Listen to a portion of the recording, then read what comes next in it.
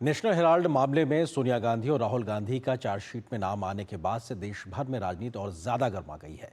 BJP और कांग्रेस दोनों ही पार्टियों ने अलग अलग आज शहरों में विरोध प्रदर्शन किया तो एक दूसरे पर जमकर घेरते नजर आए। बीजेपी ने गांधी परिवार को भ्रष्टाचार के नाम पर घेरा तो कांग्रेस ने इस पूरी कार्रवाई को राजनीति से प्रेरित बताया है। नेशनल हेराल्ड के मामले में 25 अप्रैल को अब दिल्ली की एक अदालत में चार्जशीट पर सुनवाई भी तय होनी है। भ्रष्टाचार के खिलाफ लड़ाई, कांग्रेस बीजेपी में सियासत गरमाई, सड़क पर उतरे बीजेपी कांग्रेस, विरोध प्रदर्शन की लगी रेस। नेशनल हेराल्ड मामले में ईडी की कार्रवाई के बाद बीजेपी और कांग्रेस में सियासी घमासान जारी है। दोनों पार्टियों के नेता एक दूसरे के खिलाफ विरोध प्रदर्शन में लगे हुए हैं। बीजेपी की ओर से भारतीय जनता युवा मोर्चा के कार्यकर्ताओं ने देश के कई हिस्सों में नेशनल हेराल्ड मामले को लेकर जोरदार विरोध प्रदर्शन किया।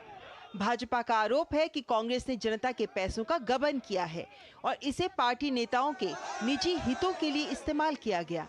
भाजपा की दिल्ली इकाई के अध्यक्ष वीरेंद्र सचदेवा के नेतृत्व में भारतीय जनता युवा मोर्चा के कार्यकर्ता दिल्ली के मानसिंह रोड पर एकत्र हुए, लेकिन पुलिस ने उन्हें कांग्रेस कार्यालय की ओर बढ़ने से पहले ही रोक लिया। नेशनल हेराल्ड देश के साथ गद्दारी, भ्रष्टाचार, चोरी और षड्यंत्र का केस है। सीधा सीधा मनी लॉन्ड्रिंग का केस है। तो इतनी बौखलाहट क्यों है? अगर इन्होंने कुछ नहीं किया तो डरते क्यों हैं? लेकिन 2000 करोड़ की प्रॉपर्टी या 50 लाख में दिखाते हो तो आपको जांच एजेंसी को जवाब देना पड़ेगा।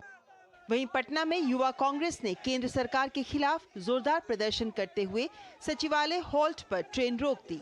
नेशनल हेराल्ड केस में राहुल और सोनिया गांधी के खिलाफ ईडी की कार्रवाई के विरोध में कार्यकर्ता रेलवे ट्रैक पर लेट गए, जिससे अफरा तफरी मच गई और पुलिस को मौके पर पहुंचकर स्थिति संभालनी पड़ी।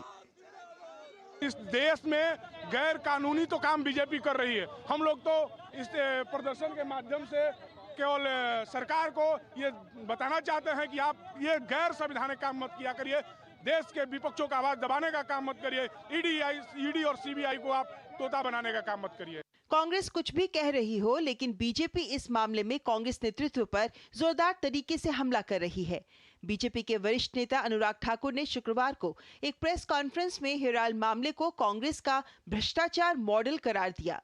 उन्होंने कहा कि कांग्रेस ने 90 करोड़ रुपए का कर्ज माफ कर यंग इंडियन कंपनी को मात्र 50 लाख रुपए में ही 2000 करोड़ रुपए की संपत्ति हस्तांतरित कर दी। तमाम और नेता भी इस मामले में कांग्रेस पर निशाना साध रहे हैं। This is an open and shut case involving fraud, corruption and money laundering.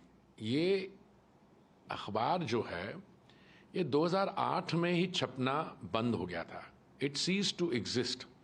अब इसमें भी आप देखिए कि कांग्रेस पार्टी के अंदर से कितनी कॉन्ट्रडिक्शंस आ रही हैं। नेशनल हेराल्ड का नाम सुनते ही आज कांग्रेस पार्टी के पूरे इकोसिस्टम में सेंसेशन होने लगते हैं।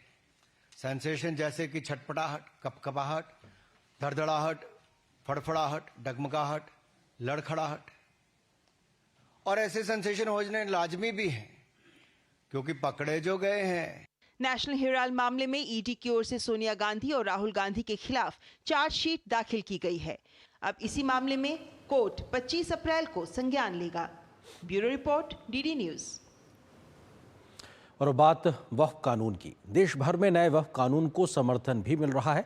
आम मुसलमान इस कानून का समर्थन कर रहे हैं, लेकिन वक्फ संपत्तियों पर कब्जा जमाए बैठे लोगों को ये सब कुछ रास नहीं आ रहा है। वो वक्फ